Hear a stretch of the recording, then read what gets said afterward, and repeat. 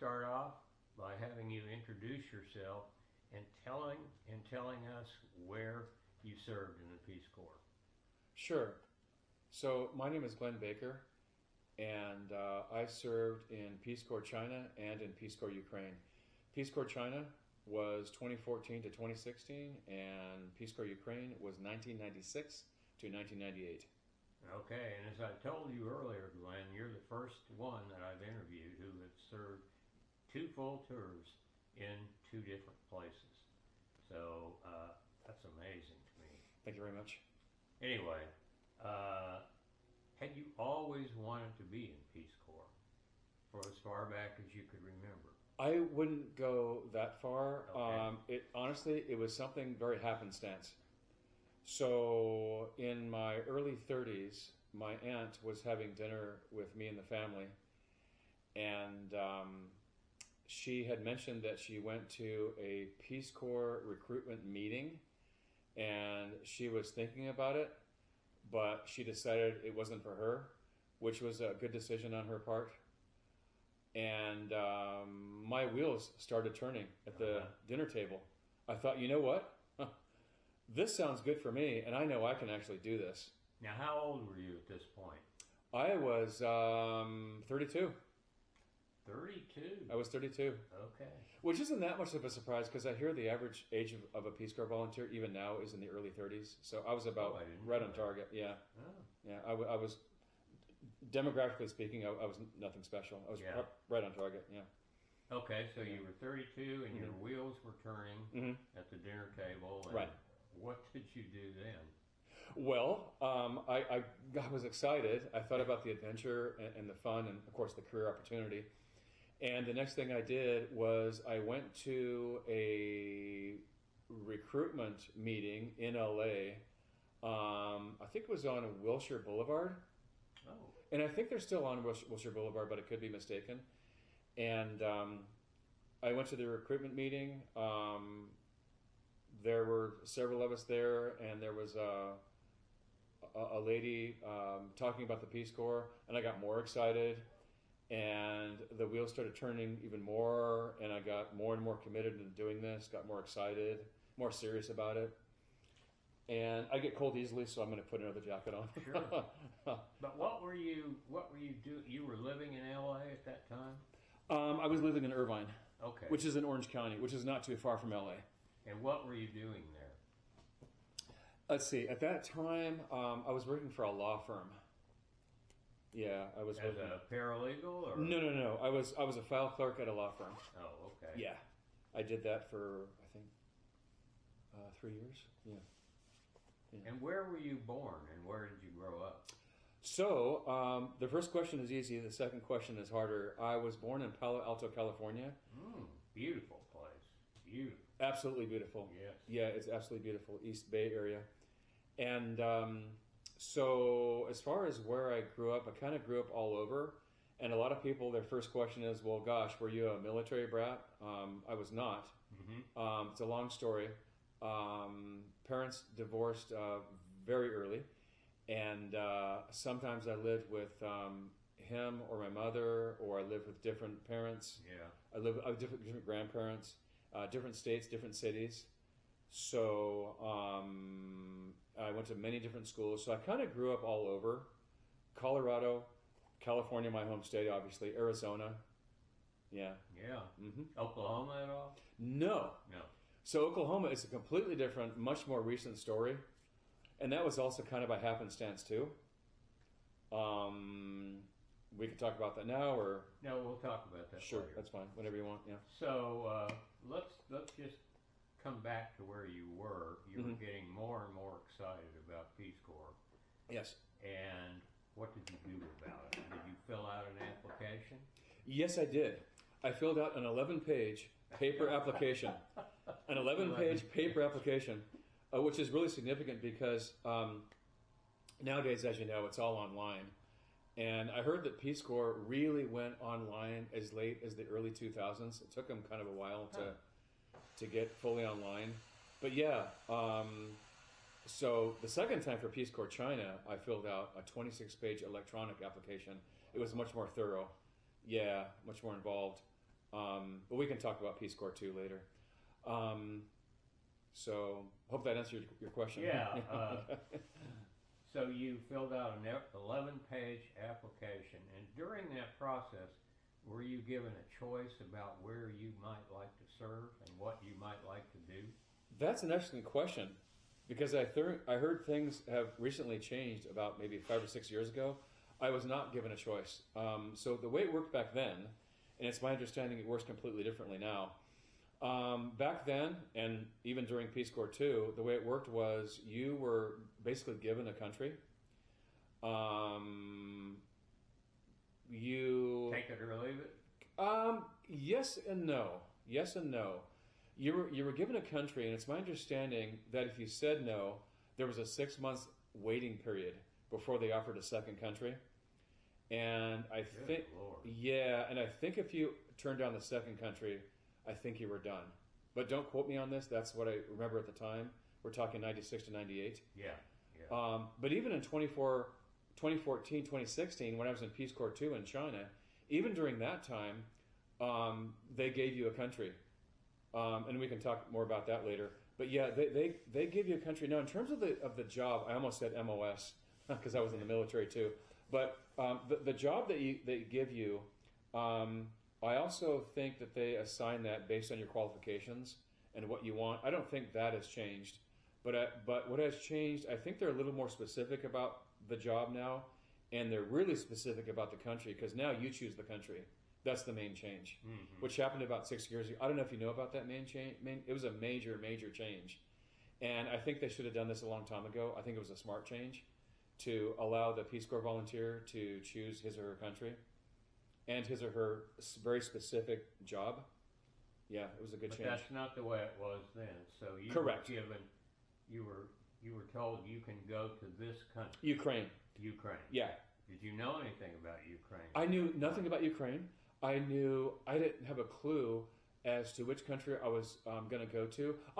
They do give you, they do ask you where you would like to go.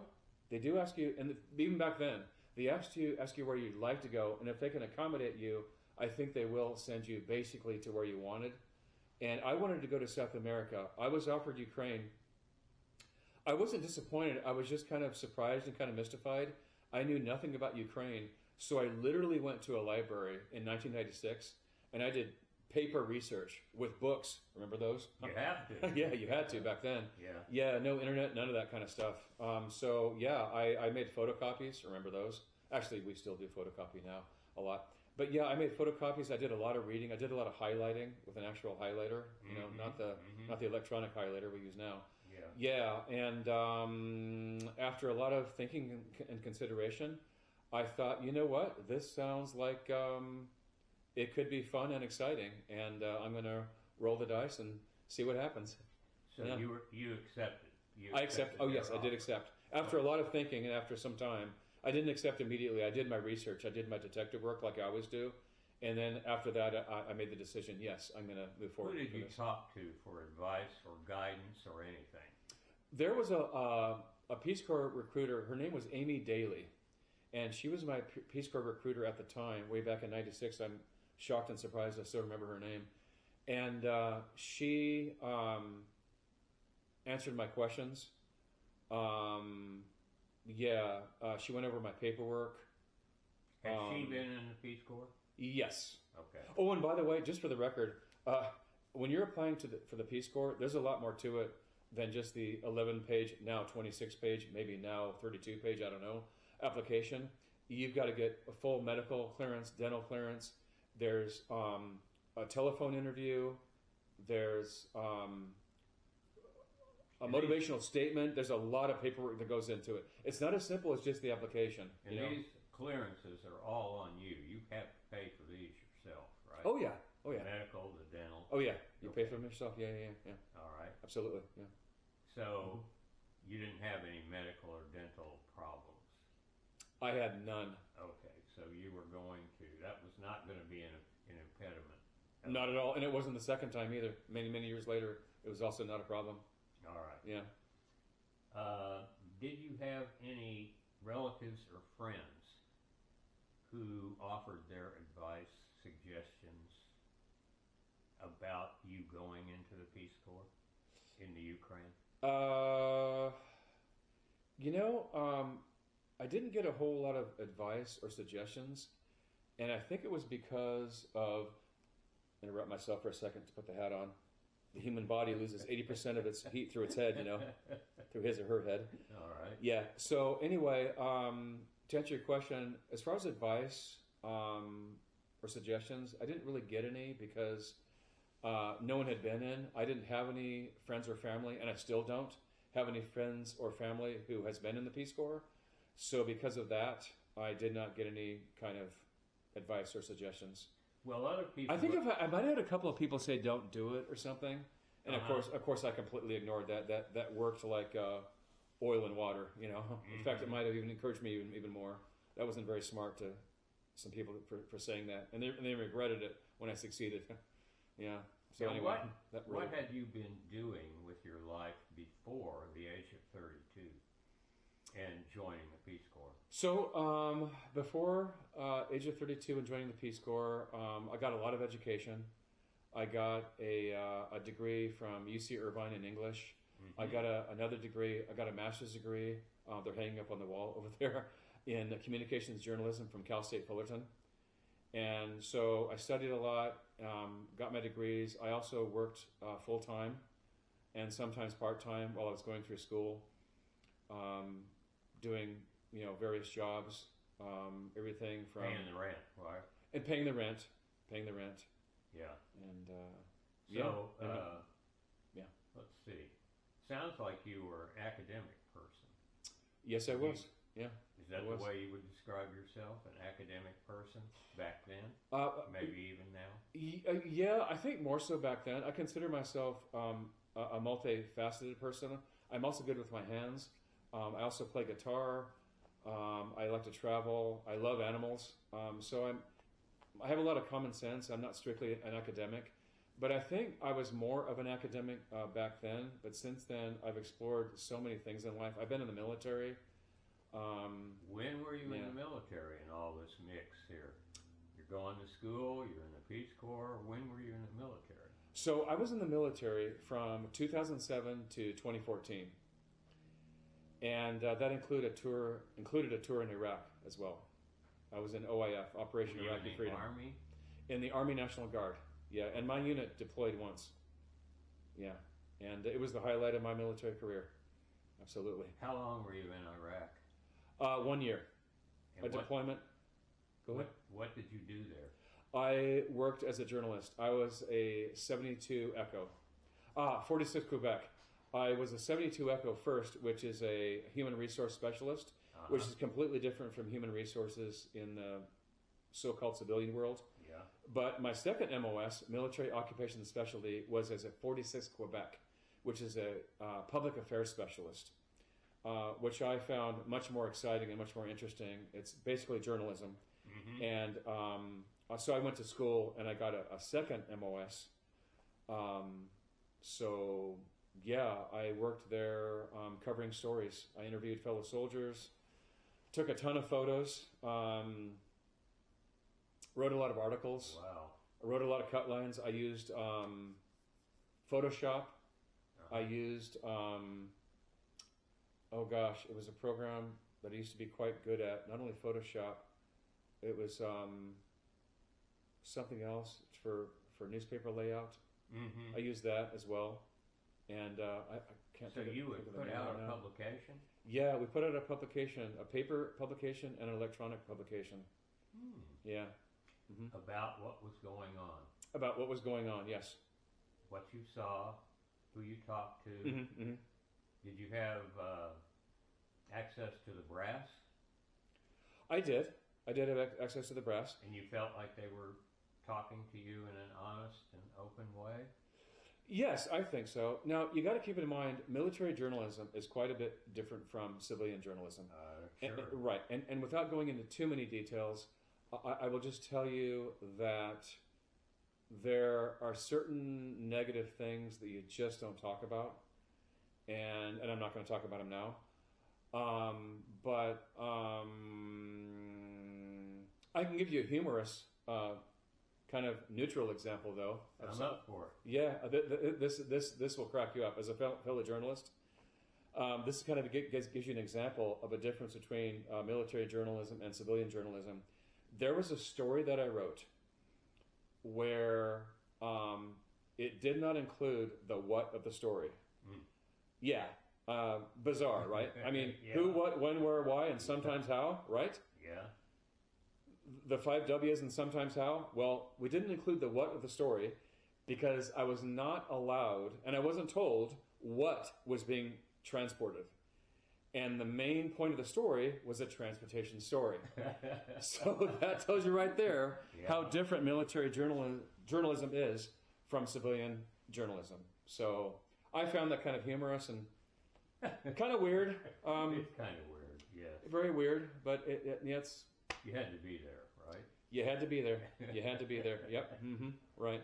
So you had quite a fascinating career even before you got into Peace Corps. Thank you. Yeah. But when you got into Peace Corps, you were accepted.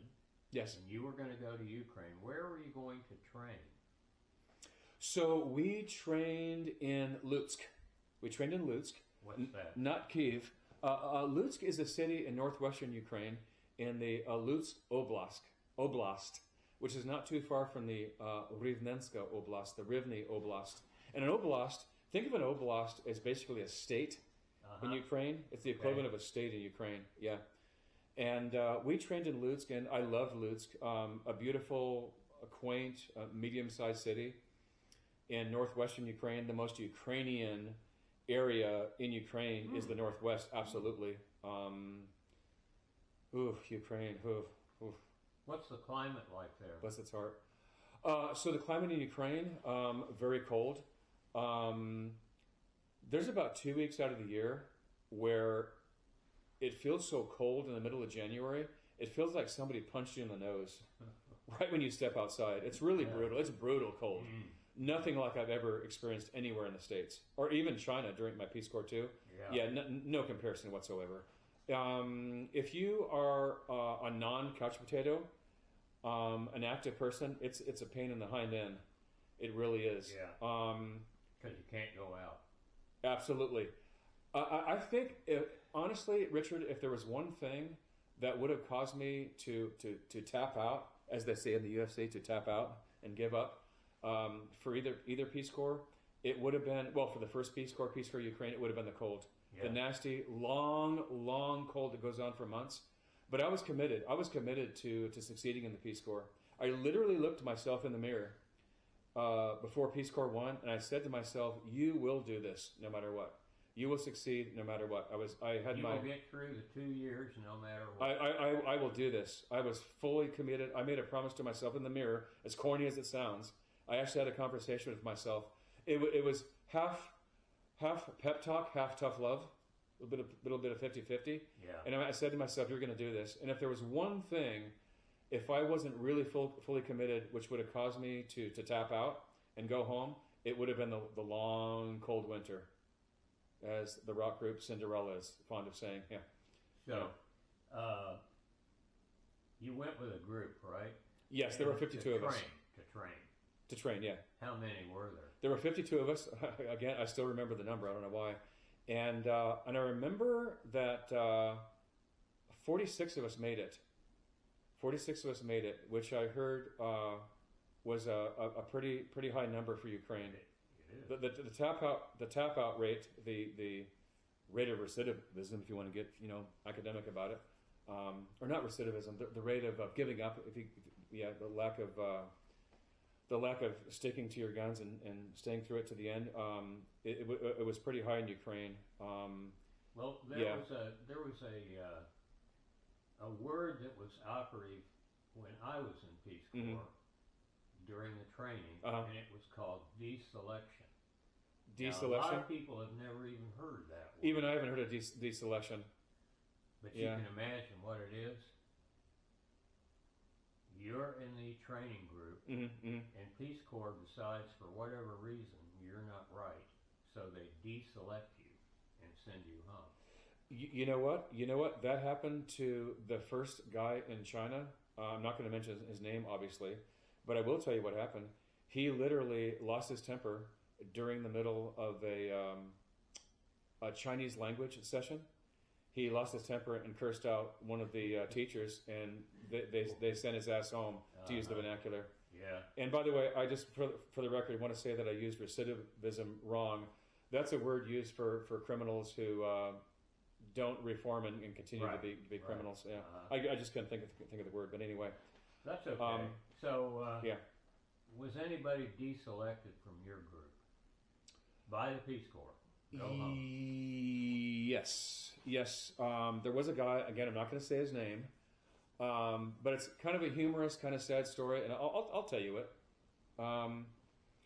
He was actually sent home because he asked for marijuana in the mail. He wrote some letters back home asking them for marijuana in the mail. Mm-hmm. His friends sent him some very happy, pleasant letters. Hey, here's your marijuana. And with a letter. And the director at the time said, you're going home. We don't tolerate drugs. Yeah. Drugs is a deal killer. And we were made that very clear by my other Peace Corps director in Peace Corps 2, 2014 to 2016. We got the same speech. Mm-hmm. We can deal with alcohol. We've got programs for that. But if you're taking drugs, we can't help you. You're gone. Right. Yeah. Well, was marijuana illegal in the Ukraine? I think it was, and it's my understanding it still is. But here's the thing. Let's play angel's advocate for a second and assume that it wasn't illegal and everything was hunky-dory, and say it was totally legal. Well, it wouldn't surprise me if Peace Corps, it's kind of a common sense thing. You don't want to especially introduce, well, I don't want to say especially introduce, you don't want to, have drugs come in, whether it's legal or not. I would think so. I mean, come on. I mean, drugs through the mail? Yeah. Not a smart thing to do. No. But I just to answer your question, I think that drugs were illegal in Ukraine at the time, and I think they still are. Okay. Yeah.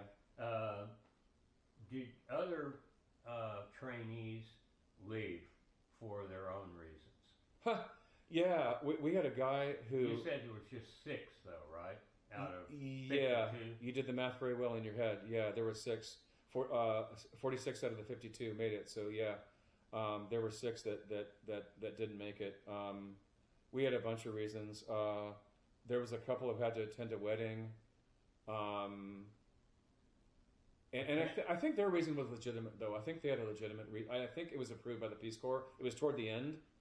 Yeah, and they got special permission. Oh, no, I'm only talking about when your training group. Oh, people being asked to leave during training. Yes. Okay, all right. People being asked to leave during training, besides that guy I told you about in Peace Corps 2 in China. Let me think about that. That's a really good question. People who were kicked out, let's use the common term. Let's face it. Or left. Or left during training. During training, other than that guy, you know what? I can't think of anyone who left during training other than that gentleman. I use that term loosely. The gentleman who was asked to leave. I'm sorry, I can't think of. And I would tell you if I knew. I don't find that. But let me just make sure. Let me keep this straight. Yeah. When you say 6 out of 52 left. Right. You mean not only during that could have been during the other training, 5. The other 5 could have been any part of that 2-year commitment. Right. Okay. And so the other very outstanding. The other 5. One was asked to leave. That's an interesting story. One was asked to leave even after he had passed the training and went through his whole procedure. When he was actually a volunteer, he was asked to leave. The other 4 basically said, I'm going home. Mm-hmm. Yeah. Okay. Yeah. What kind of a country did you find the Ukraine when you were there the first year? You didn't know much about it. The first year. You said you did some research. Mm-hmm. Did the reality of the country match your research? I think it did, especially the climate, the language. Yeah, the language was as hard as I thought it was. One pleasant surprise, though, for the language was how quickly I learned the letters. When I first saw those Cyrillic letters, I was like, "Oh my goodness, Yeah. what a nightmare!" But I learned them pretty quickly. I learned how to say them pretty quickly, and at one point, I spoke pretty decent Ukrainian. I could even get by in a pinch now, and with a few weeks of training, I could get my Ukrainian back again. Yeah. I use my Spanish all the time. That's another story. Another Were great you, story. did you know any foreign language before you were in Peace Corps? I knew a tiny bit of Spanish, just a tiny bit of Spanish, but I knew no Ukrainian. Is that the No reason Russian, you nothing. asked, you were attracted to South America because you knew some Spanish? Part of the reason, because I knew a tiny bit of Spanish, I was also attracted to the culture and the climate and the food and the animals. As I told Yeah. you earlier, I love animals. I was attracted to South America for a ton of reasons. Yeah, right. Yeah. So you must have been somewhat disappointed when they said, no, you're going to Ukraine if you want to come in. I was kind of disappointed. I was really later. Later. Yeah. But for Peace Corps 1, yeah, I was fairly disappointed, but not super disappointed. After my initial disappointment, I was intrigued, and as I did some reading, I thought, wow, this seems really fun and weird and exotic, and I'm a very adventuresome person, as you know. So, so there you go. Was it was it a satellite of Russia at the time? It was not. It was not a satellite of Russia. So the Soviet Union broke up in 1991, and 5 years later, when I was in the Peace Corps in 1996, Ukraine was its own country. Ukraine at the time had an economic situation where it was neither fish nor fowl, because it was kind of transitioning from a communist economy to a free market economy. Uh-huh. And our business volunteers had a really rough time with that. Keep in mind, half of us were English teachers like myself who had no issues with my MOS at all. I taught English. But the business volunteers, the other half of us, had serious issues because, X wasn't matching with Y. They were trying to teach and present and deal with a business economy, an American capitalistic economy that didn't match Ukraine's communistic economy. Even 5 years later, Ukraine had not, stepped out of that communistic collective shadow of, not having your own business on the street, doing that sort of thing. Mm-hmm. So they had a rough time. They had a rough time. I can just imagine. But not one of them gave up because of the MOS. Nobody gave up for that reason. But actually, you know what? One of the teachers on my side gave up because she decided she didn't like teaching. Okay. Yeah. All right. Yeah. You see me shaking my head right now. Yeah. Yeah. Really? Yeah. So you were an English teacher. Right. That was your job. Right. To teach English to who? I taught K through 12. I taught all grades in a lyceum, in a small city. In one school. In one school. It was consolidated. It was consolidated, K through 12. All the way up. Yep. Okay. Mm-hmm. And you taught various levels. Did you teach kindergarten? You know what? I don't think I taught I didn't teach kindergarten. I taught first grade. Okay. I taught first grade. I did not teach kindergarten, probably because it was too young for that. For that, I taught adults as well during nighttime. I taught adults English and country studies, and I did that once a week. That was once a week. Once a week. How many adults would come to your class? Oh, it was like less than 10. It was a small amount. Yeah. Why would the adults who came to your class must have wanted to learn English pretty badly? Absolutely. Why did they want to? I think mostly for business reasons and for travel reasons. The number one student was a doctor. I still had a little bit of contact with him up until recently. He was super motivated to learn English. In fact, he traveled to England and spoke a little bit of English. That's super motivating. Yeah, he was super motivated. Yeah. Okay. Yeah. So the students that you had from elementary to high school. Yes. Were they made to take English? Did you have to take English if you were there? That's a really good question. It was such a long time ago. I think the answer is a yes and no. I think the little ones were required to take English, and then not after a while. I think the older ones were not required to take English. How odd. But some of them could. I could be. You know what? I could be wrong about. It might have been they were all required to teach English. I know they had some electives. It was a long time ago. I just wonder about their motivation. That's why I asked the question. Well, honestly, the motivation to teach English was, I think, from the government in the country of Ukraine, for economic reasons. No, I meant the students' motivation. Well, I think they were given motivation, if you will, by, in other words, required to learn English by the government of Ukraine. And I think that was the case. Okay. Having said that, a lot of the students really enjoyed learning English, and I was a very, I guess, amusing teacher back then. I had a lot of enthusiasm. I still do, but even then, yeah. So they loved my teaching. And in fact, you can't see it on camera. I'm staring at a little tiny stuffed pink pig. That was given to me in 1996, a long time ago, by one of my students, and she actually became a teacher, an English teacher, because of me. Oh, that's nice. Yeah, she actually became an English teacher. Get the pig and... Oh, sure. Okay. A little pink pig. There we go. You can grab other stuff from there if you want to There as you well. are. You know, thank you. Yeah. So this adorable little pink pig was given to me by one of my students who became a teacher because she loved my humorous teaching style. I made her laugh all the time. And she became a teacher. Again, I probably said it for the third time. I'm just so proud of her.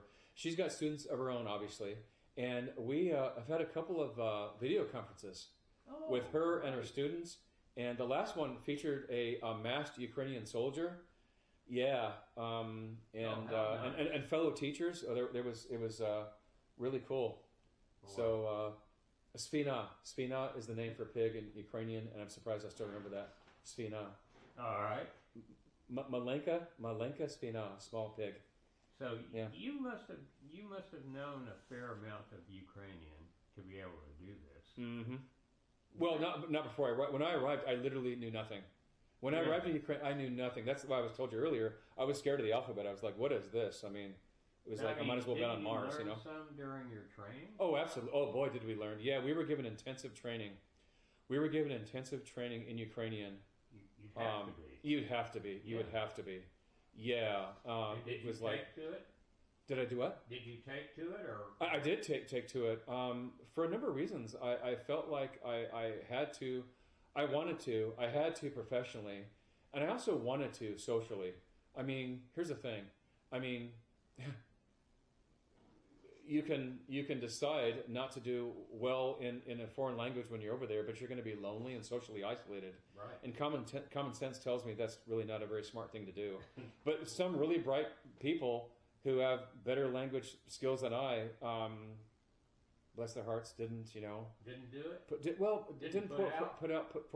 Didn't put forth the effort, and I know that's on them. I mean, I wasn't an angel either, but yeah, I figure if you go to a Peace Corps volunteer, if you go to a Peace Corps country, you're in the Peace Corps and you're a Peace Corps volunteer, you really should make an effort to learn the language. Now, when you were there, 96 to 98, yeah. you say, Mm-hmm. You're pretty much cut off from the rest of the world. Especially back then. Absolutely. Yeah, that's what I mean. No internet. Forget about internet. Forget Yeah. about Skype. Oh, yeah. Smartphones, no smartphones. Absolutely. Yeah. We're talking writing letters, Right. making phone calls that are a real hassle and a real pain in the butt to make a phone call. Yeah, it was a big deal. Communication was a big deal. So you're cut off. You were cut off. Yeah, back then more so than now. Absolutely. Yeah. For technological reasons. Absolutely. Yeah. Okay. Mm-hmm. During the time that school was not in session, Mm-hmm. what were you doing? And I'm talking about like a summer vacation, a summer break, Right. whatever it would be in Ukraine. Yeah. It was half fun and half work. Half of it was actual time off. You could go for a walk, and it was great weather. You could walk to a garden, walk to a movie theater, and enjoy your friends and have meals and stuff like that. But there was work involved too. There was a summer project, and that has not changed. There's still a summer project. Was that a Peace Corps summer project? Oh yeah, a Peace Corps summer project, and my project was a summer camp. It was a lot of fun and a lot of work. It was a summer camp, a summer English camp, where we had my Ukrainian Lyceum students, not all of them, came to camp, and we had English language, we had games. It wasn't all academic. Mm-hmm. But besides the summer camp, I also did a summer debate camp with other Peace Corps volunteers. So we had debates in English at universities. So it was half fun and half work. Summer wasn't just, hey, I'm off for the summer, like I am now. Yeah. Now I'm completely off for the summer. But I'm still working on this house, So let's see. At the end of the first year, Mhm. did you kind of analyze what you had accomplished or anything like that?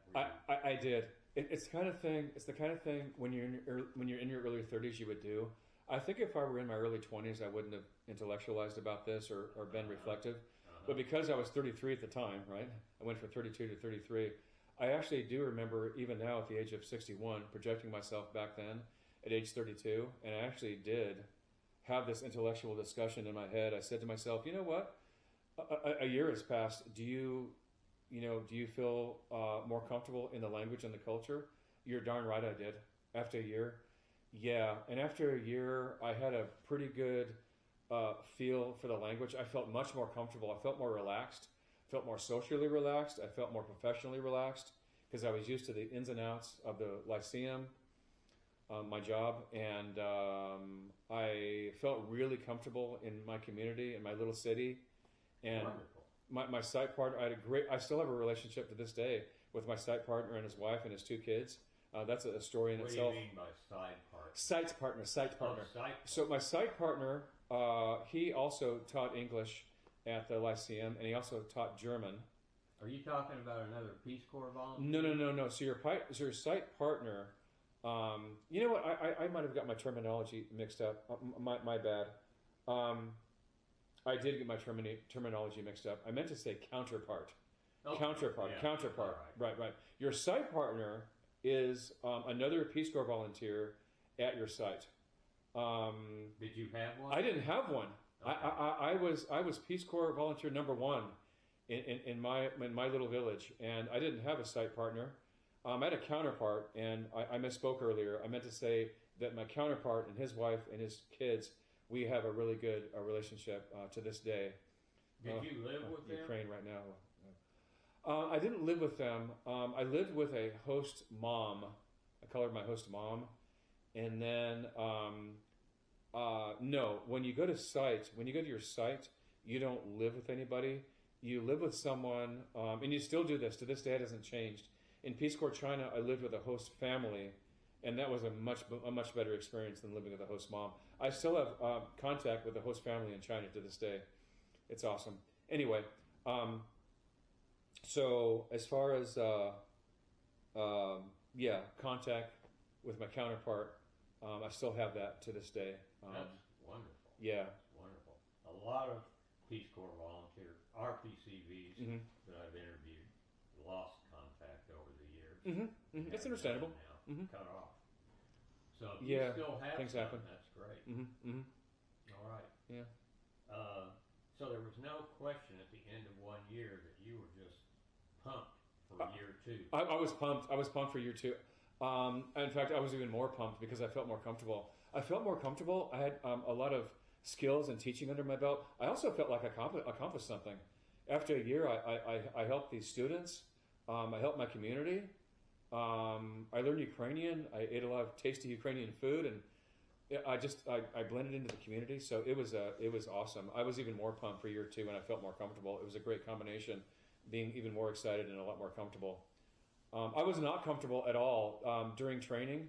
I was really deadly serious during training because about making it. Yeah. My feet were dug in, so to speak, and I was really nose to the grindstone, and I was determined to succeed, and it was all about that. But after year 1, I was actually successful and very comfortable, and I was about to become even more successful. And I was having more fun. I was a lot more relaxed. I wasn't uptight anymore. And it was year number 2 was even better than year number 1. A lot better, yeah. Mm-hmm. And you Yeah. continued as a classroom teacher. Yes, I did. Mm-hmm. Okay. I sure did. Mm-hmm. Did it occur to you during year 1 or even year 2 Mm-hmm. that you might have used this as kind of a spin-off? Not that you would stop teaching, Mm-hmm. but that you would use it because of your contacts and everything to do something else as well, in a small group Mm-hmm. or whatever, in the community. That's a really good question. That's complicated. I actually was interested in doing a 3rd year. So to answer your question, I guess yes initially. The answer to your question is yes initially. So I had asked Peace Corps, I said, I really want to do a 3rd year, but I don't want to do a 3rd year here in this little village. Mm-hmm. Not that I disliked it. I liked it a lot. It Yeah. was awesome. It was a wonderful, wonderful experience. I just thought I could and should go somewhere else. I was seriously considering Poltava to the east, which is a bigger city and more centralish Ukraine. Still in the Ukraine. Still in Ukraine. No, in Ukraine. I know it's awkward. By the way, it's actually politically correct to say the Ukraine because the article suggests that Ukraine is still under the thumb of the former Soviet Union. Yeah, I know it's awkward to not say the Ukraine, but nowadays it's just Ukraine. But I digress. Anyway, what's going now? We can talk about that later if you want in Ukraine. That's another story in itself, isn't it? But Well, anyway, it is. yeah. But let's finish. Yeah. Let's finish Sure. the first 2 years. Now, Sure. So you were thinking about going to another Another city. And who did you talk to in Peace Corps for this? I talked to my site. What do you call site director? Oh, is that? I got a phone call. Oh, Sorry. Oh, can we shut the camera off? sure. Okay. You already told us the name of the community you wanted to, and you told us that you talked to the Peace Corps about it. Mm-hmm. And then what happened? Okay, so I talked to the Peace Corps about becoming a Peace Corps volunteer in Poltava and staying on for a 3rd year. And they said, we don't have an availability in Poltava, but you're more than welcome to stay in Berezny, Ukraine. And I said, I appreciate the offer, but I think I'm gonna pass on that. So I just did my 2 years, but I really wanted to do a 3rd year. Did you Really ask wanted them, to do a 3rd year. Yeah. Did you ask them what they meant by they didn't have availability in Poltava? If you were going there and you were in the Peace Corps, then they'd have availability. If Well, you had I a think- plan, if you had a plan about what you were going to do. Yeah, well, you can't just say, hey, I'm going to Poltava. They have to have a position available for you. Yeah, you can't just Did demand. that make sense to you? A position available? They did in the other community, Bresny. Yeah. But so what's the difference? I mean, it's just a bureaucratic designation, isn't it? I don't know the reason, Richard.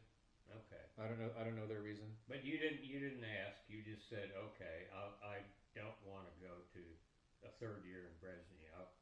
Yeah, and honestly, I probably would have gone to other cities as well. I mean, I more than likely would have gone to other.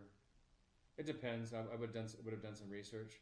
I don't But know why they. I don't know I'll why tell you they would not encourage a person who was as successful and gung ho as you were. I don't know, Richard. I'm not going to say anything negative about the Peace Corps. Why? I mean, I'm not trying to get you to say negative things. I think people are interested in Peace Corps, not just the pluses, right? But everything. Yeah. I understand that, but I mean, there might have been some minor complaints about Peace Corps. No organization is perfect, but yeah, I'm not going to badmouth and make general statements about the Peace Corps. I'm just not going to do that. Just like I wouldn't any individual. I wouldn't name any individual or organization and have bad things to say about them. Okay, so you then had to figure out what you were going to do next, and it wasn't going to be in the Peace Corps. Right. So what were you thinking about? Well, let's see. So I did some traveling. It was a lot of fun. I knew that following Peace Corps, I was never really going to be this free again. So I traveled in Southern Europe and Turkey. I went to Turkey first, and then I went to Southern Europe. I traveled through. So after Turkey, I went to Italy. I went to Greece, France, Italy, and Spain.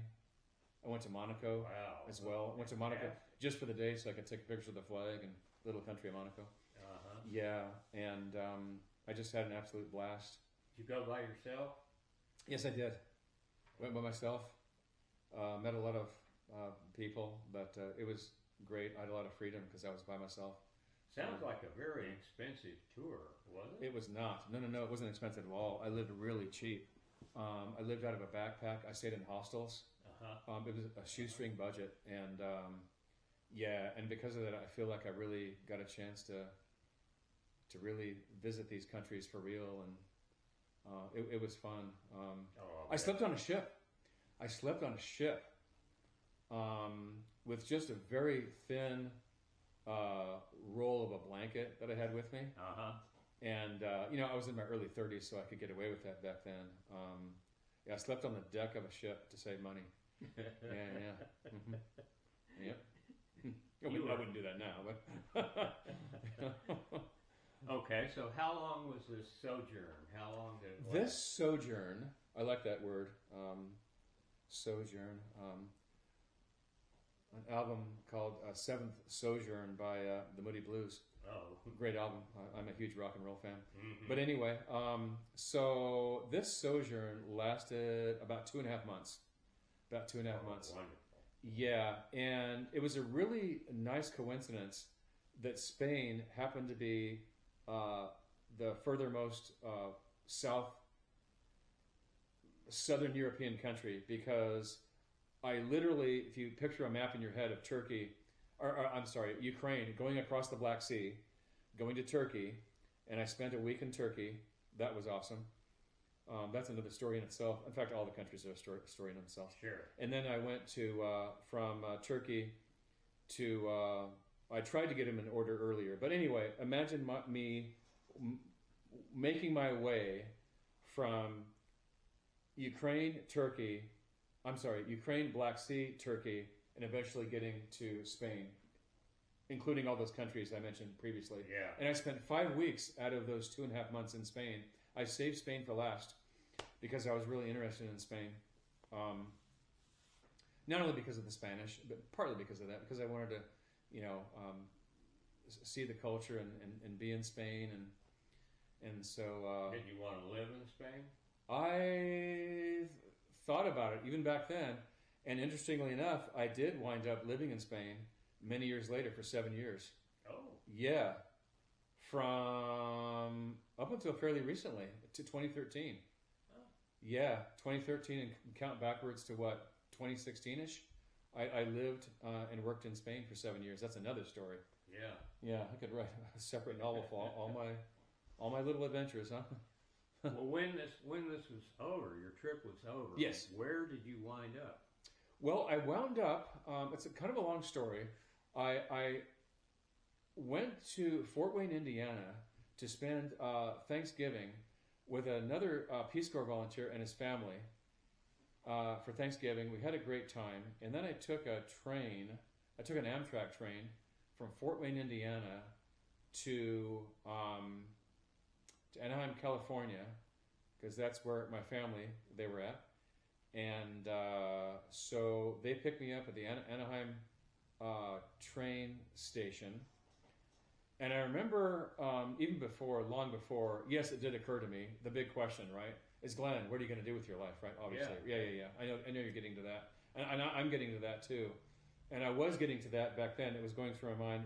Well, gosh, I've accomplished these wonderful things and had a wonderful time. What am I going to be doing now? And so I liked teaching, and I was good at it. And through my aunt, I managed to get a substitute position, a substitute teaching position in Orange County. And I did that for about 6 months. And again, here's another happenstance thing. It just seems so many great things in my life are started by happenstance. Yeah. Ultimately, I make the decision, but a lot of happenstance things happen. I'll tell you what happened that was so happenstance. So I'm working, and I'm still working at the Orange County Department of Education in Orange County, California. And somewhere during those 6 months, I think maybe sometime, there was a little bit of a break. And there was a Peace Corps conference in the Twin Cities, Minneapolis, St. Paul, Minnesota. Okay, and I did not go by myself. I went with a friend, nothing to do with Peace Corps, a U.S. friend. He and I went took a road trip through my suggestion. I asked him if he wanted to go, and he said, "Sure, I'll go." He went for the adventure. And we traveled in my car from California to the Twin Cities to go to this Peace Corps conference, and I went there because I had some time off. I did not think to myself that there'd be a strong possibility of getting a job while I was there, but I thought, hey, let's go to the Peace Corps conference.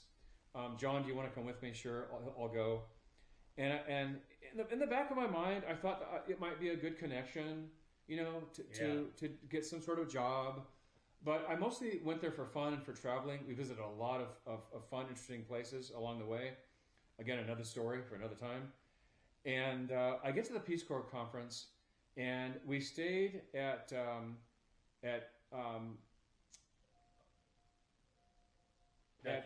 oh, okay. Go ahead. Oh, okay. I was trying to figure out what that was. We stayed at one of my fellow Peace Corps Ukrainians' houses in Minneapolis, St. Paul. She was from that area, so we stayed at her house, her apartment rather. A really nice girl. I have a little bit of contact with her to this day, and we stayed at her house. And I remember her hot water wasn't working, and I had to take a cold shower. No, a cold bath. I had to take a cold bath at her house. Anyway, she was very accommodating. And so the three of us, I think we took her car. I think we went in her car to go to the conference. And the conference was only like about 3 days. And I was going to some sessions and, having a good time, and kind of got the Peace Corps vibe and the feeling. It felt kind of good. Feel it kind of wash over me. It was kind of cool, kind of fun. And then it happened. I looked at the schedule. And again, before I get too dramatic about this, I was still pretty casual at this point.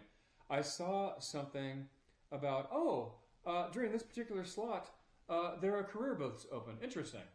I was kind of intellectual about it, not really any high hopes. And I'm at these career booths, and I go to the session. It's about an hour long, and I go to these career booths.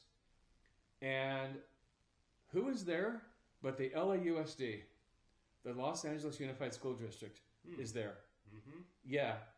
And I had a conversation with a recruiter there at the booth, and I'll never forget our conversation.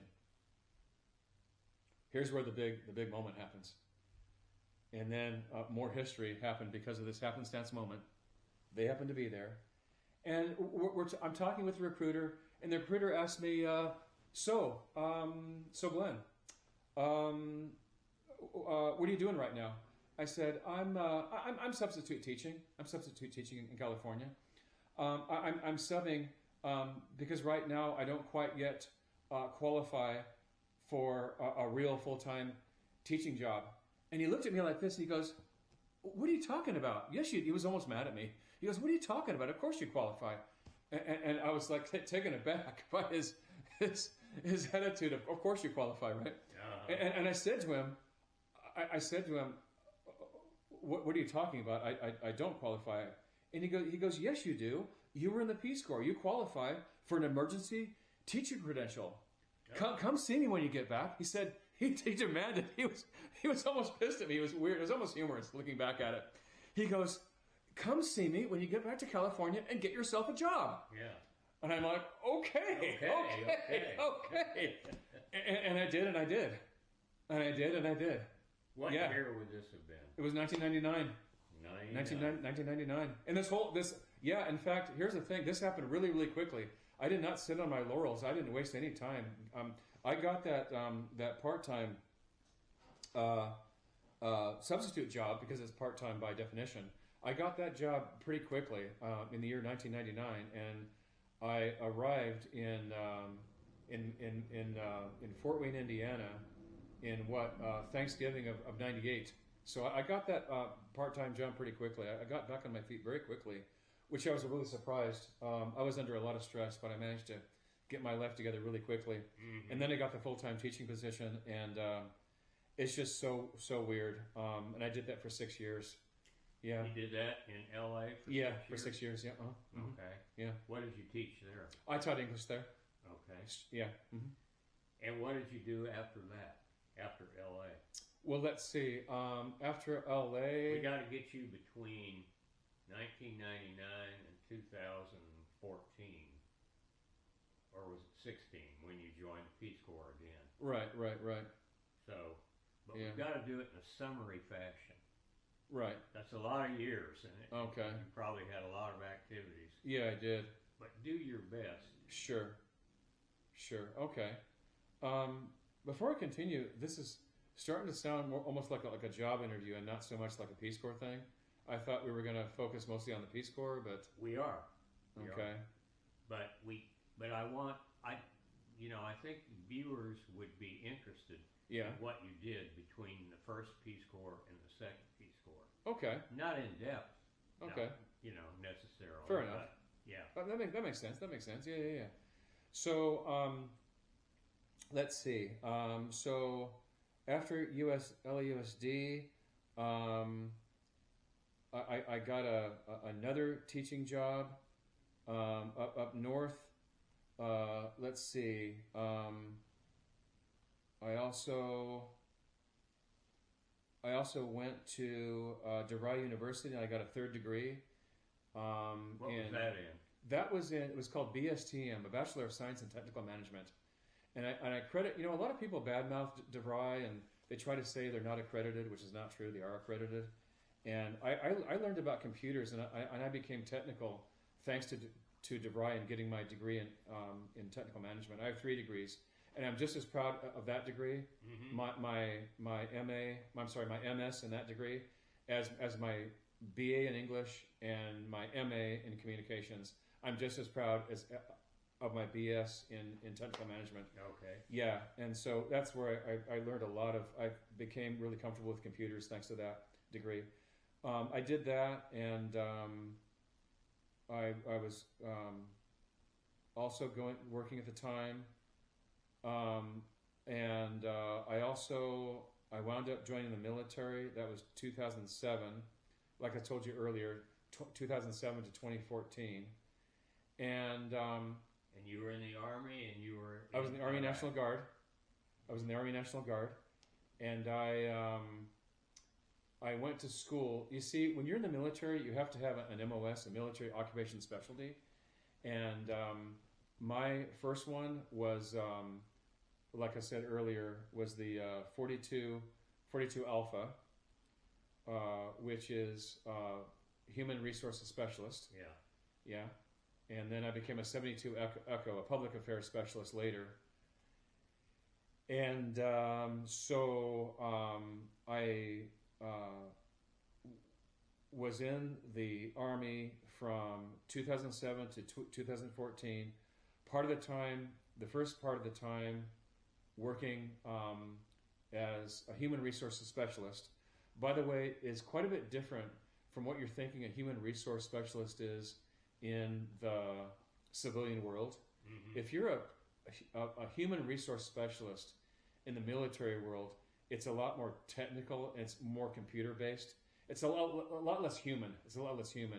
I mean, the humans, it has to do with databases. You're working with a lot more databases, and it's very technical, and there are databases that communicate with each other and some that don't. And it's a lot less warm and fuzzy. You're not hiring and firing people. You're not giving anybody aptitude tests. It's a completely different animal. Anyway, so I was given an opportunity, and I wanted it, and I took it to get a second MOS, which I found much more interesting, public affairs specialist, which is journalism. And I went to school for that, and I became a military journalist. Yeah. Okay. And which I enjoyed and took to. I found it much more intellectually stimulating and more adventuresome, much more exciting than what I was doing before. Were you anywhere near the fighting? I don't think we were very close to the fighting, in my opinion. So we were in Talil Air Force Base. We were stationed at Talil Air Force Base, which is pretty close to the Kuwait border. So we weren't in Baghdad, which is up in northern Fallujah.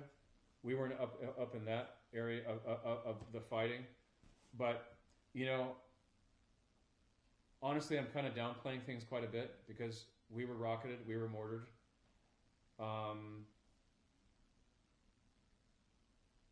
Yeah. So it was part tedious and it was part terrifying. Would that be fair to say? It was part tedious, part exciting, and part terrifying. Tedious and terrifying is basically a police officer, a cop's experience. And oftentimes it could be a journalist, a military soldier's experience too. Sure. But in my case, it wasn't only tedious and terrifying. It was also exciting because I really liked my job. When it wasn't being tedious and terrifying, it was actually very exciting. Oh, in fact, I would say it was exciting more than it was tedious. There were some tedious moments. I would say it was more exciting, and the reason why is because I was working as a journalist. There should have been 4 soldiers in my section, not department. They call it a section in the military. There should have been 4 soldiers in my section, and the LT that I was working with, the lieutenant, he was asking the commander for 2 more soldiers, but for whatever reason, we didn't get the other 2. So I tell people the bad news is we worked twice as hard, and the good news was we worked twice as hard. Yeah. So the bad news was we were busy all the time and we were really stressed out. The good news was I got a lot of experience. I wrote way more articles than I normally would have and could have. Yeah. I wrote a ton of articles, took a ton of photos. I've got them on my computer even now. I got a chance to interview Queensryche, which I told you earlier off camera. I interviewed Jeff Tate, and he was literally sitting right across from me. I interviewed all 5 of the members of the band. There was a Led Zeppelin, an all-female Led Zeppelin cover band that I interviewed. There were some serious heavy stories that I went on as well. So when you got out of the military, you had been a journalist. Didn't you want to stay a journalist? Get a job for a newspaper or a television station or something like that? Right. So let's see. Project myself to 2014. So I got out at 2014. You know, I had a plan in my head, and I did it. And this was not happenstance. This was actually calculated and well thought out. But for the record, even the happenstance things that happened to me, there was still a calculating way. It wasn't that I was flying by the seat of my pants. So to answer your question, it wasn't that I was trying to continue as a journalist or even in a military fashion after 2014. I had been thinking about literally living and working in Spain. This had been on my mind maybe the last couple of years that I was in the military, you know, and this was not happenstance. This was a totally calculated decision, and I'm glad I did it. I was thinking I wanted to live and work in Spain, and so I applied at the consulate in Los Angeles. It was a lot of work. Oh, I got to tell you something, Richard. The application process for my applying to, forget about working in Spain, that's another story in itself. Being a student in Spain. The application for being a student in Spain, which was the first step, was way more difficult than my application process even for Peace Corps. It wasn't as lengthy, but it was more difficult. It required a lot more paperwork, like way more paperwork than Peace Corps. And I remember it was even more stressful. It was a real pain. It was really aggravating getting a student visa to go to Spain. It was a pretty unpleasant experience, but it was totally worth it because I succeeded, and I lived there for 7 years, and I mostly loved it. Yeah, and I learned Spanish in 2014. Yeah, in 2000. Oh, what am I thinking? Yeah, here? you're. Yeah, I'm so sorry. Peace Corps again in 2014. Yeah, I did. I'm sorry. I got excited about Spain because it happened more recently than Peace Corps China. Sorry about that. No offense, Peace Corps. Didn't mean to leave you out there. I was going to get to you eventually.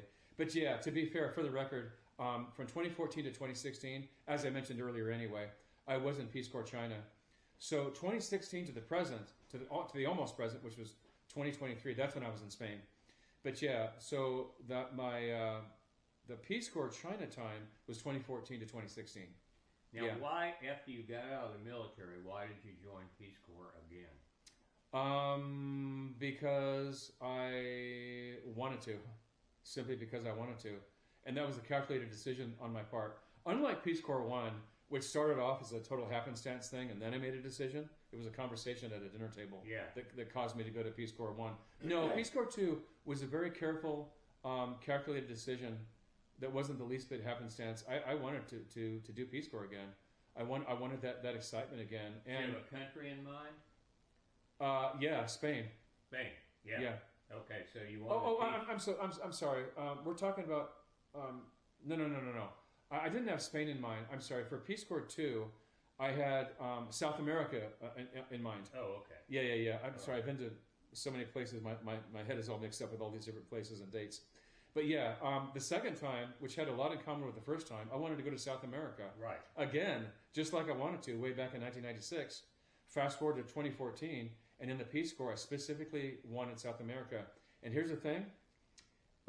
If Peace Corps was like it is now, and to my understanding 5 or 6 years ago, I would have gone to South America. And in fact, I would have gone to the specific country, Colombia, where I would have wanted to go to in South America, and I would have done exactly what I wanted to back in 2014.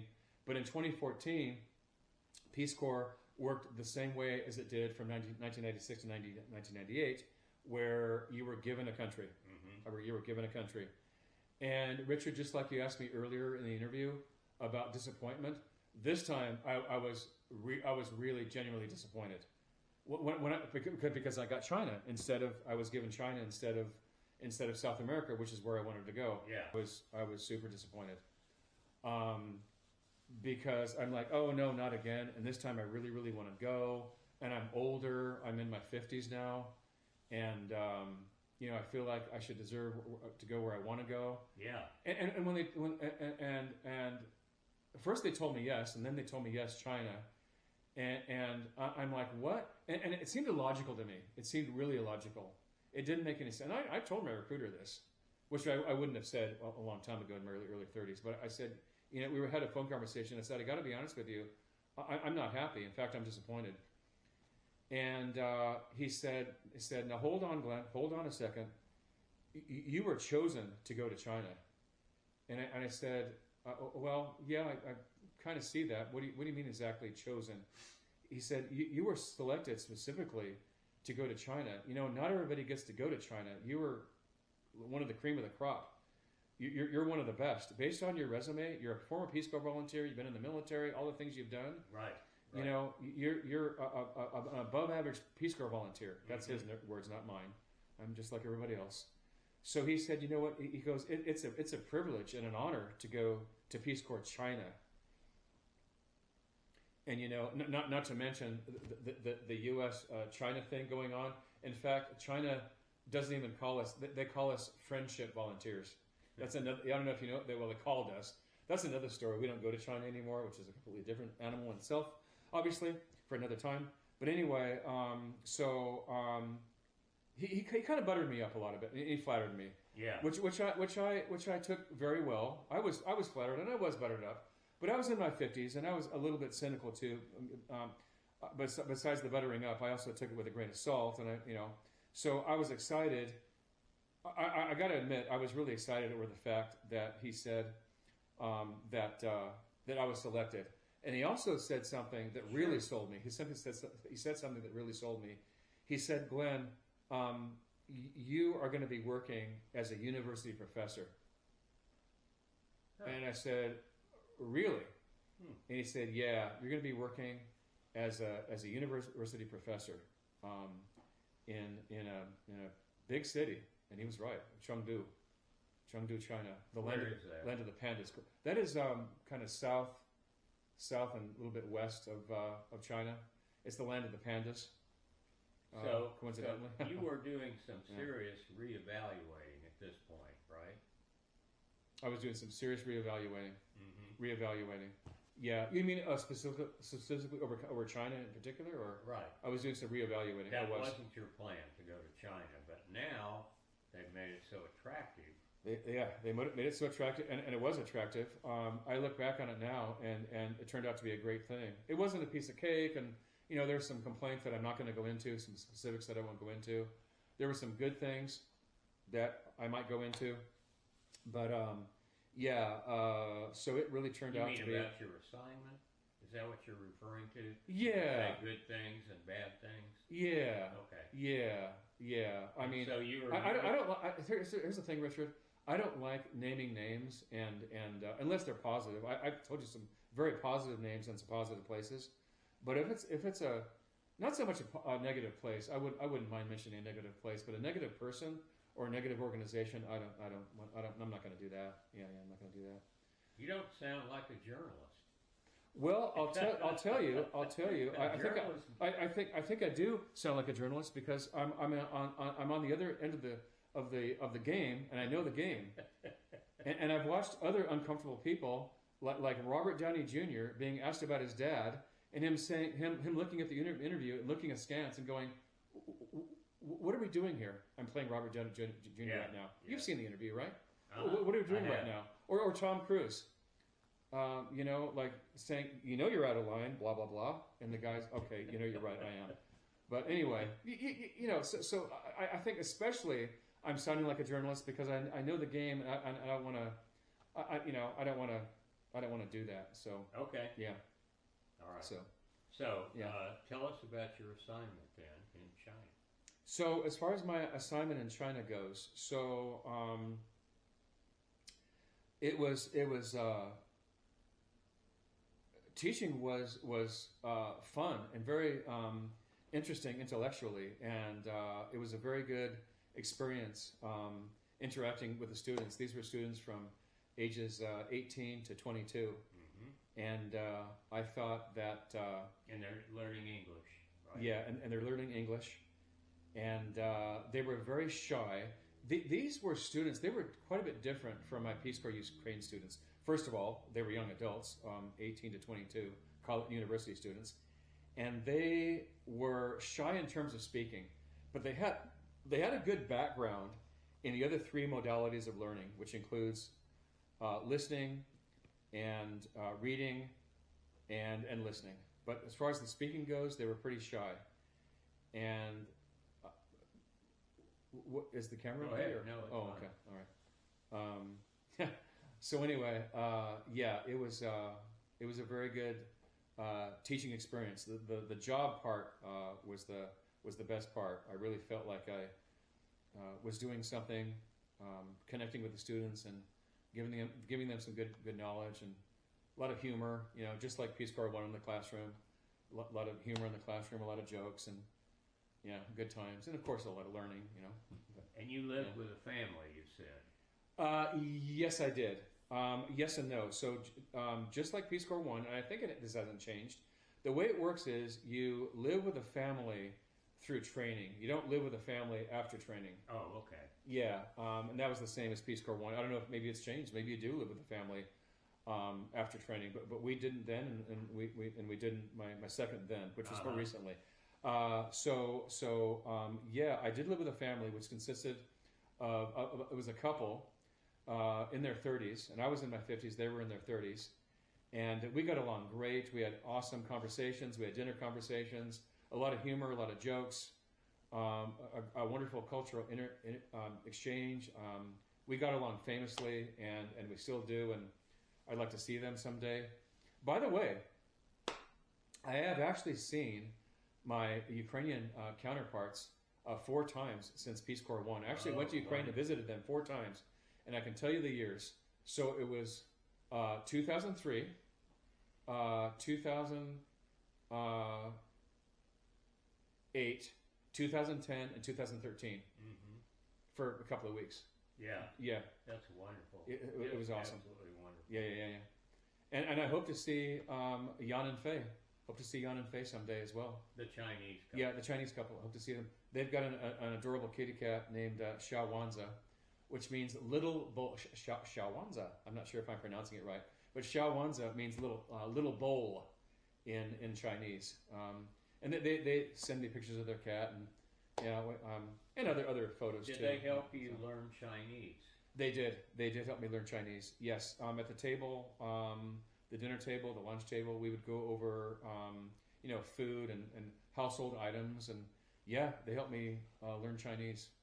So you were up for the challenge of learning how to speak Chinese.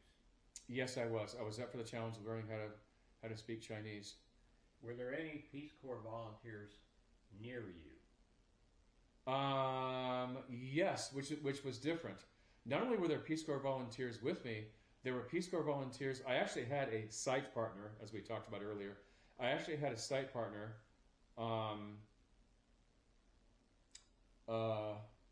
Yeah, I had a site partner. And my site partner, there's an interesting story about the site partner who replaced me. That is a very great story, because he and I became friends, and I wound up getting the job that I have now because of him. He was a connection. I got 3 job offers in a row, and one of them was the job I'm doing now. And he was my site partner. He was my replacement. He was actually my replacement. So I was there from 2014 to 2016 in China, and he was in Peace Corps.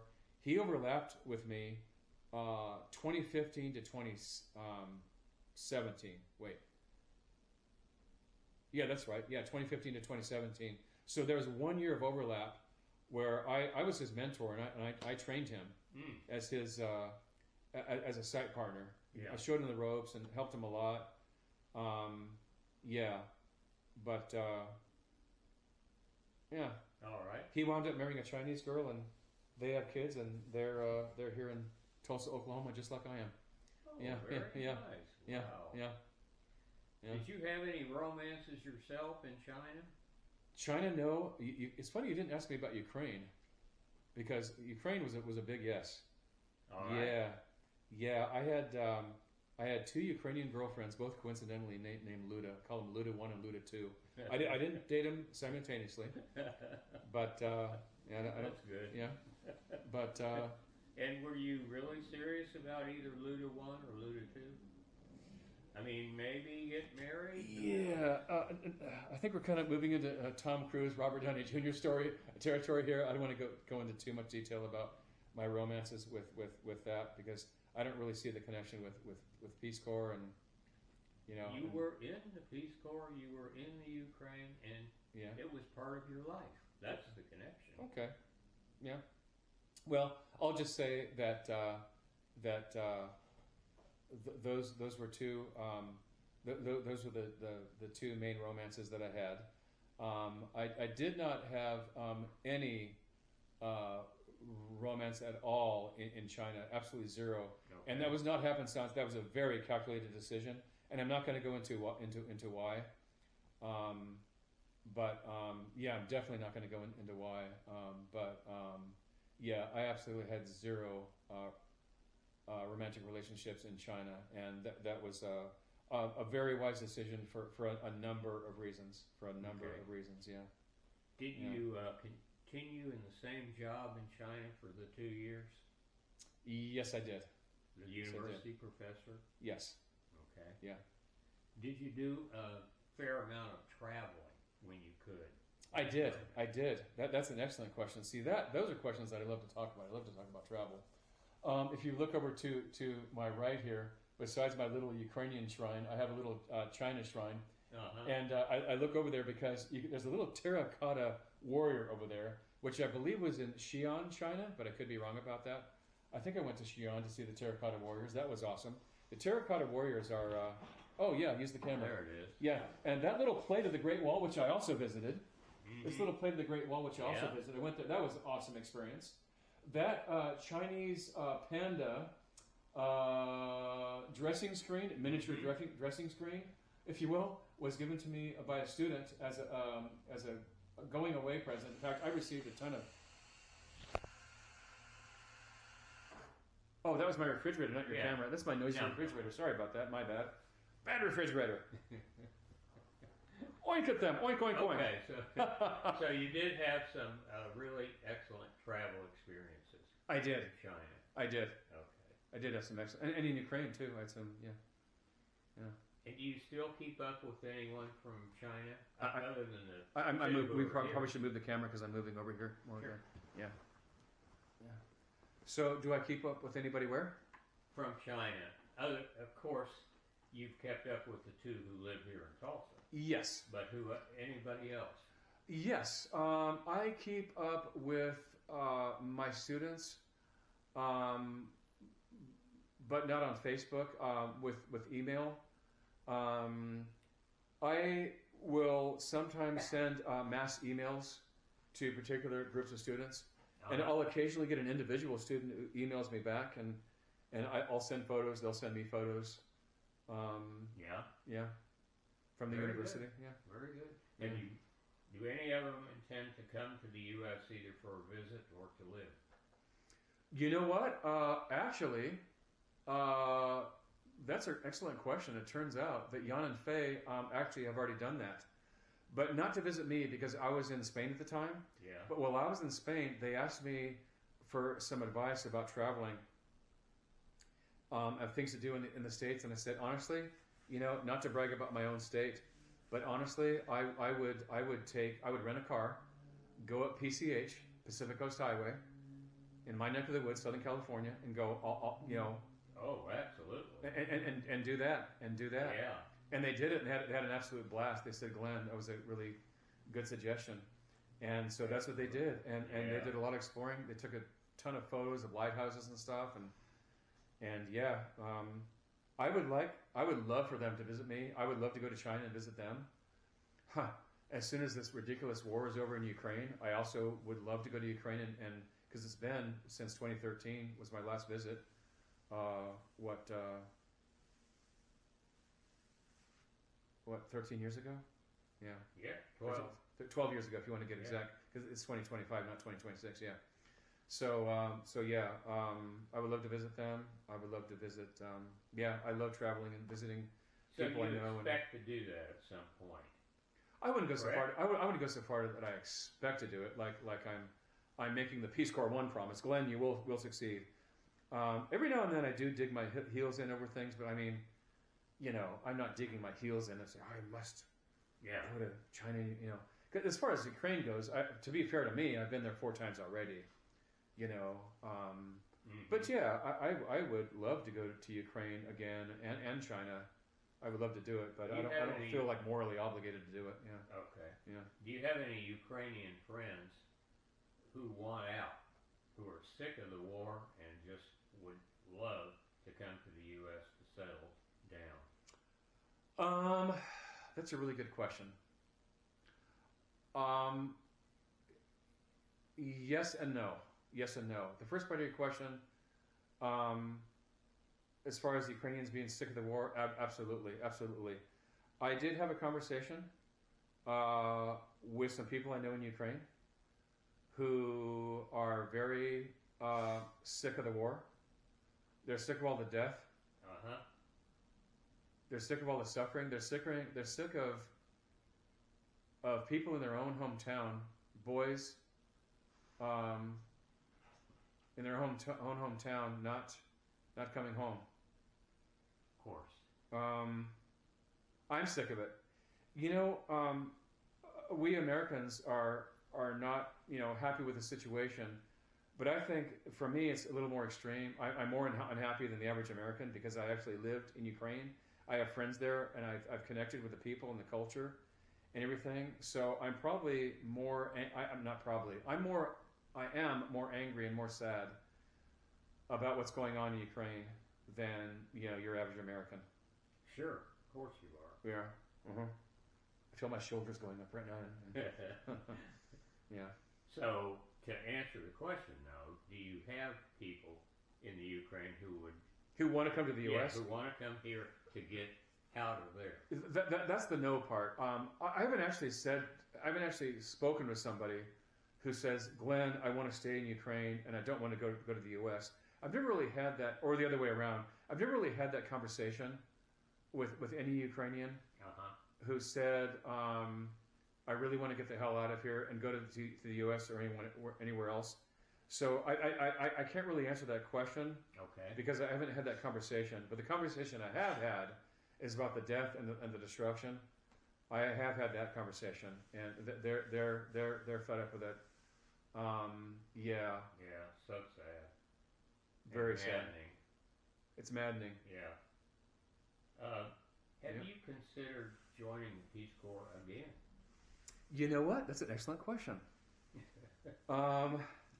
After Peace Corps 2, and long after Peace Corps 2, even in Spain, I had it in my head that I might want to do a Peace Corps 3. In fact, I was actually really serious about doing a Peace Corps 3 in South America.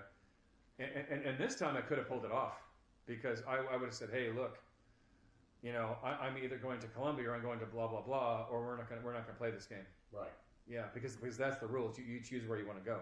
So yeah, I would have actually chosen the and I might have not necessarily been an English teacher. I might have done something completely different. Who knows? I might have you know done journalism. I might have done something. I told you earlier. I'm good with my hands. I might have done something with my hands. I don't know, or a combination of all three. But here's the thing. Here's the thing. Okay. I've always taken care of my body, and that's really important because up until 2 years ago, when I was 59, I was still doing insanity. I was doing the insanity workout. That's a particular kind of workout that is absolutely exhausting. It's HIIT training, high intensity impact training, and So I guess I got away with, for many, many years, of doing really intense workouts and being in pretty decent shape and feeling young up until 59, which was 2 years ago. And my age finally caught up with me. When I was 59, things started to ache. And at 60, I guess 60 was when I really, when I started to notice even more things. And at age 60, I just started to feel like, you know what? I'm not 35 anymore. And up until age 59, I might as well have been 35. I might as well have been 35 up until age 59. But I don't do insanity anymore. Right now, I'm not even doing Les Mills Combat, which is only punching and kicking, and not the exhausting, level changing, that I was doing before. Yeah. But I'm not even doing. I've got an issue with my left shoulder. I don't want to go into too many details, but I've got physical issues. The past 2 years, just the past 2 years, 59 to 61, if you want to call it 3, that I didn't have before then. So because of that, I'm mentioning this. I'm mentioning this for a reason. Because of that, I would not do a Peace Corps 3 because of my health, because of what's going on. Okay. Because of the disappointment over how my body is now, and age catches up with you no matter what you do. Absolutely. It catches all. Yes. I know people who say, Glenn, I was done when I was 40. I've had people tell I was done when I was 35 physically. For no fault of their own or through fault of their own. Sure. So I knock on my own hand because there's no wood around right now. I knock on my own hand and say, you know what? I got away with doing a lot of fun young man stuff until age 59, and now, I can't get away with doing that anymore. Well, I ask everybody the same question toward the end of the interview, and it is, would you call your Peace Corps experience transformative in your life?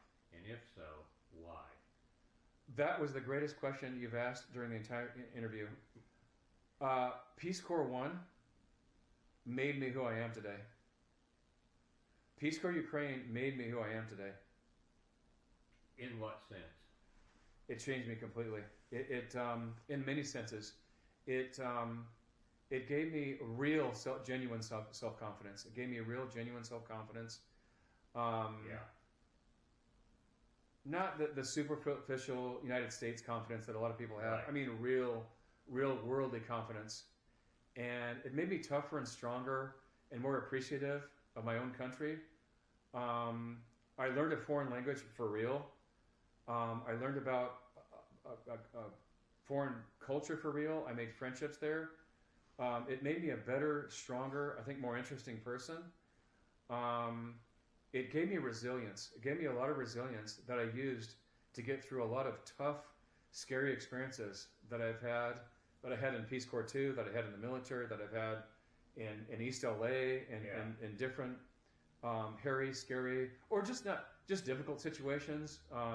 It's given me toughness and the inner courage to put things in perspective and say, hey, this is not so bad. It was also a lot of fun. I mean, it wasn't all deadly serious. I had a blast. I had a really good time. Sounds like it. Yeah, I had a really, really good time. In the military, I've had a great time. I had a great time in Peace Corps 1 and 2. I've had some scary, unpleasant, lonesome experiences, and I've had some really fun, sexy, exciting, exotic experiences. Mm-hmm. But in all seriousness, Peace Corps 1 really made me who I am today. You talk about transformative. It doesn't get any more transformative than that. No. It doesn't get any. So you want to put that on camera? Peace Corps 1 made me who I am today. Yes. Yeah. Peace Corps Ukraine made me who I am today. Yeah. I think that's a good place to